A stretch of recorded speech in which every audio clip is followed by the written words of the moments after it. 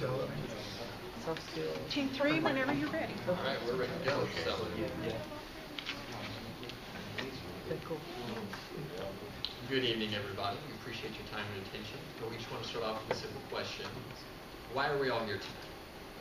To get an education. Get an education, right? Pretty simple. Easy answer as well. We've got to take attendance, right? We've got a presentation to do.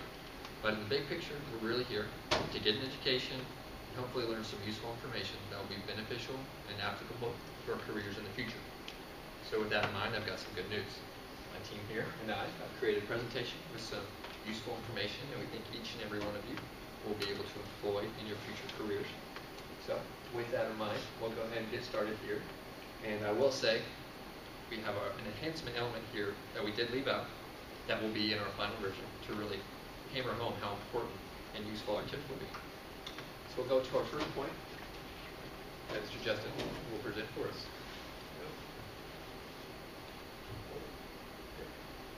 So, in the article that this presentation is based on, there are 2 points, reading and writing. And it is important to read regularly for your professional development. This includes stuff like history, biographies, business books, etc. Just anything that really broadens your horizons.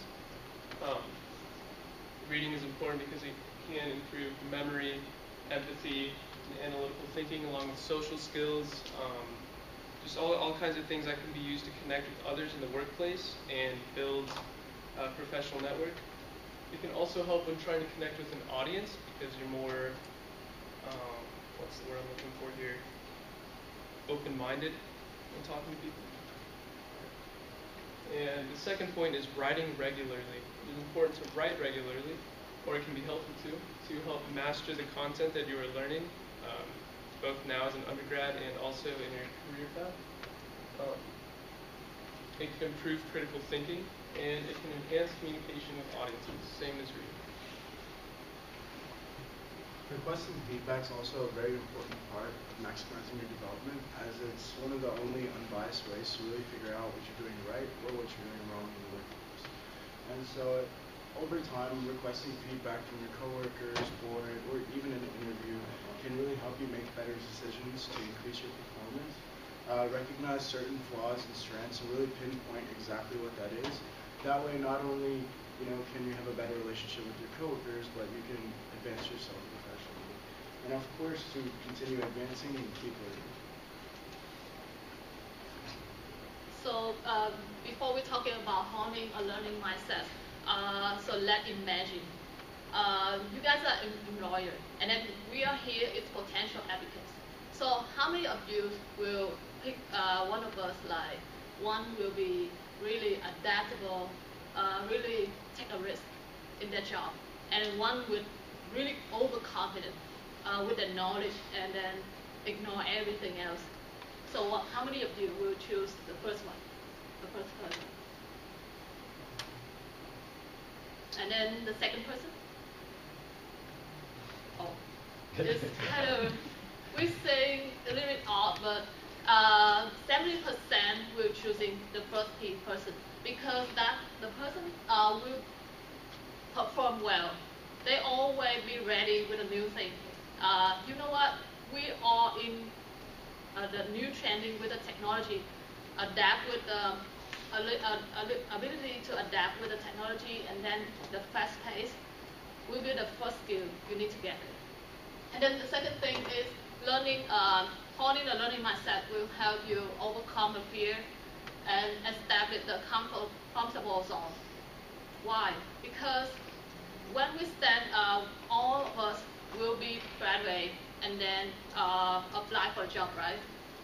And then how come if you put in the situation like the project, you have no idea what you're supposed to do? So how about Harold? What you gonna do if you was put in the situation like everything new and then you don't have any guidelines? Anyone reach out? I can't ask anyone. And then what action you gonna take to solve the problem? Probably look to see if anyone else has the same problem and see what they did.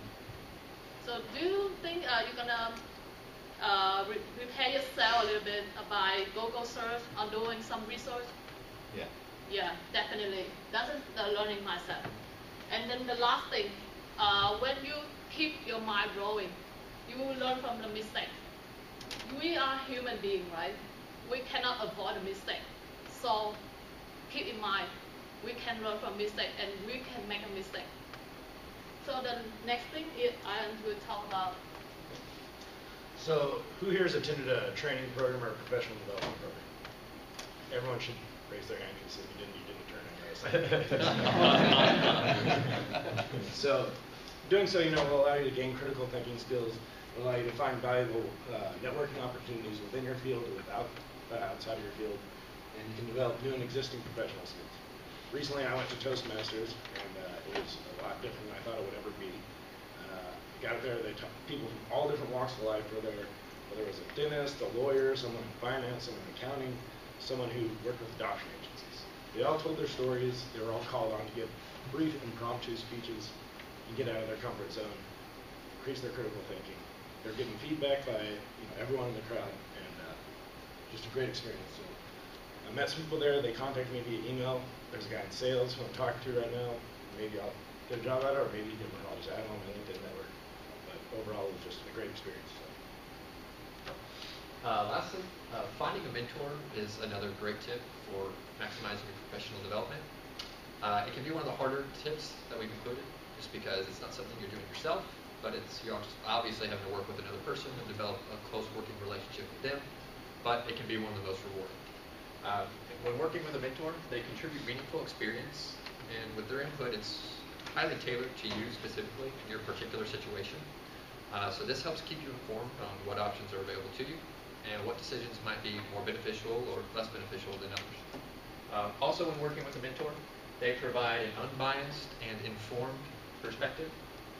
This can be important because sometimes we have personal biases or personal preferences that might not be in our best interest or that we're not even aware of that can lead our decisions in certain directions, again, that might not be in our best interest.